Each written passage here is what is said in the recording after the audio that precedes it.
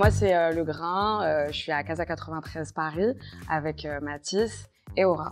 Moi, c'est Marie. On fait partie avec Manon de la première promo de Casa 93 Mirail dans le sud de la France, vers Toulouse.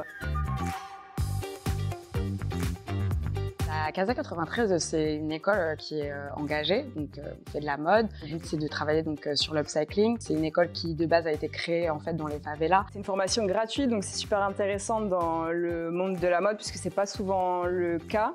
Et c'est ouvert vraiment à tous les profils. Il n'y a vraiment pas besoin d'avoir un diplôme. Moi, de base, je n'allais pas à l'école. Et là, je ne quitte pas l'école, en fait. On me chasse à coups de pied pour quitter l'école. Du coup, Nouvelle Vague, c'est le nom de notre exposition qui est présentée en ce moment à l'ambassade de France pendant la Fashion Week de Copenhague.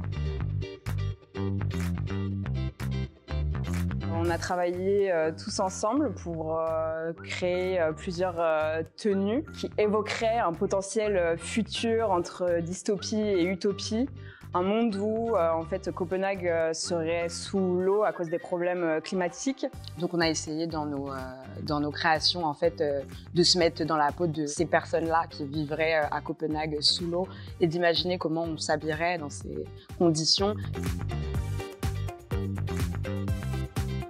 L'idée, c'était vraiment d'utiliser des matériaux déjà existants, vraiment de travailler sur de l'upcycling. On a eu la chance de collaborer avec une association qui a pu nous faire parvenir une toile de tente. On a utilisé des heures avec, par exemple, des vieilles doudounes qu'on a détruit, ensuite réassemblé avec d'autres tissus. Ces tissus-là, c'est généralement des chutes qu'on reçoit d'autres marques. Ici, il y a pas mal de tissus qu'on a eu de la part de la marque Mugler. Ce qu'on aime beaucoup, c'est modifier le tissu original. Donc, on a beaucoup travaillé avec le décapeur thermique pour essayer de transformer un peu le tissu et lui donner des textures. Pour essayer vraiment de montrer que tout se transforme et peut donner un résultat satisfaisant si on y met le travail, le cœur et un petit peu de talent.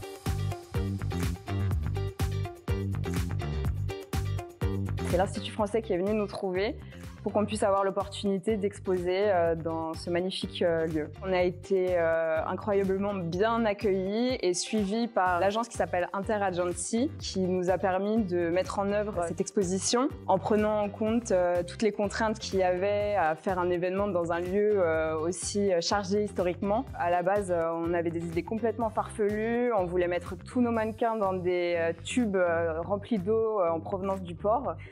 Et là, on s'est vite rendu compte que la réalité ne nous le permettait pas du tout. Mettre de l'eau en provenance du port sur un parquet qui date de je ne sais quand, en effet, ça n'a pas été accepté. Donc, ce qui est intéressant, c'est qu'on a pu choisir les positions des mannequins. Donc, chaque position est vraiment pensée et les mannequins, ils ont été faits en fait pour l'exposition. Et même nous, dans notre création, on a vraiment pris en compte l'espace du Palais de Tod pour la présentation de nos œuvres. Donc, c'est très important que ce soit ici que ça se passe. Pour ma part, ça représente vraiment beaucoup d'être ici pour la Fashion Week parce que quand j'ai commencé en vrai dans la mode, j'ai vraiment essayé de faire partie de la Fashion Week, mais c'était plus dans des petits boulots qui étaient plus habilleurs, assistant photo, et c'était pas forcément ce que je voulais faire, c'était particulier. Enfin, le fait d'être ici et d'exposer en plus, c'est encore même au-delà, je pense, de ce que je voyais en tant que designer, entre guillemets. Pour ma part, c'est ma première Fashion Week. Je pense que je parle aussi au nom de Manon.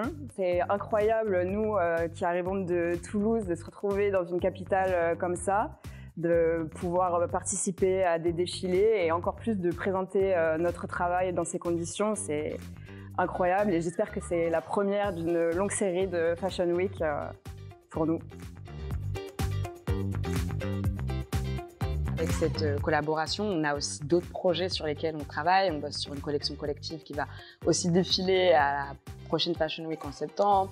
Vous aussi, vous travaillez sur votre collection. Il y a les projets pro à côté, etc. Donc en fait, c'était vraiment le rush. On courait partout et c'est vraiment des tenues qu'on a conceptualisées de A à Z avec des détails vraiment particulier. Donc, on était quand même vachement submergés par les deadlines, etc.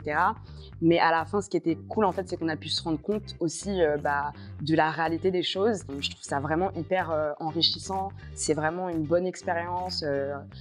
Toute cette pression et au final, quand on arrive et qu'on voit le résultat, c'est quand même une fierté, on peut le dire. Ouais, c'est super valorisant d'avoir la chance de faire ça et une très grande chance aussi de pouvoir participer grâce à cette exposition à la Fashion Week de Copenhague. C'est vraiment une très très belle opportunité qui s'est offerte à nous.